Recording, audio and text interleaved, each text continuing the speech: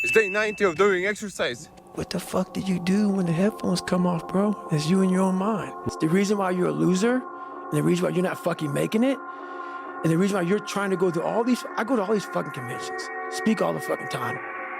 I look in the fucking audience, and these people sign up, fucking every year to go to convention, thinking they're gonna learn something fucking different. No, you're lazy, you know exactly what to do.